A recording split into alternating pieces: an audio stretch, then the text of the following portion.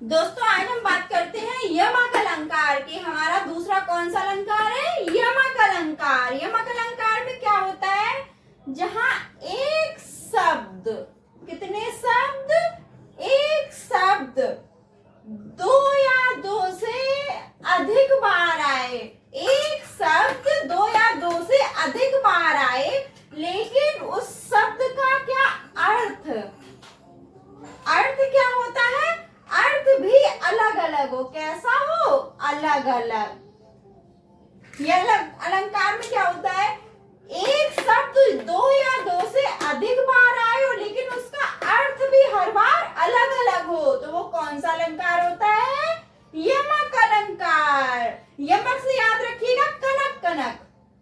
अब इसका एग्जाम्पल, बहुत ही फेमस एग्जाम्पल है, काली घटा का घमंड घटा। अब यहाँ काली घटा, घटा देखिए, घटा घटा शब्द कितने बार आ रहा है? सेम शब्द दो बार आ रहा है।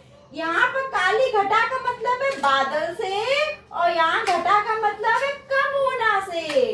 तो ये हमारा क्या है? शब्द एक ही है, लेकिन आ दो बार रहा है और इसका अर्थ भी अलग अलग है। हर लाइन में इसका अर्थ अलग अलग है। तो हमारी किसकी पहचान है ये?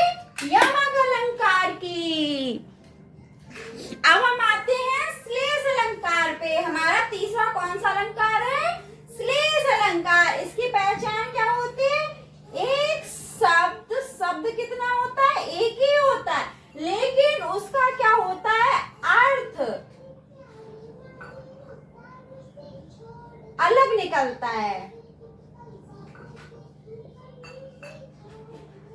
एक शब्द का अर्थ अलग अलग होता है। कैसा होता है? अलग अलग प्रकार का होता है। इसमें श्लेष अलंकार में क्या होता है? आपके शब्द जो होगा वो एक ही होगा, लेकिन उस शब्द का अर्थ अलग अलग प्रकार का होगा। तो कौन सा अलंकार हो गया? श्लेष अलंकार। एग्जाम्पल, बहुत ही फेमस एग्जाम्पल है, पानी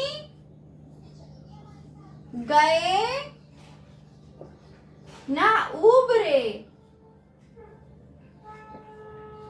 मोती मानस चून।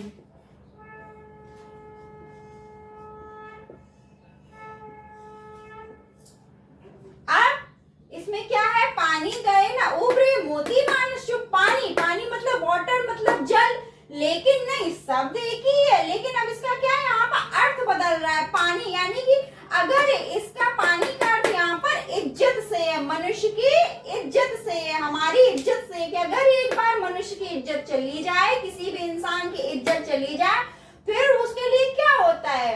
जैसा मोती मानस, यानी कि हीरा जवाहरात मोती सब चूने के अर्थात पत्थर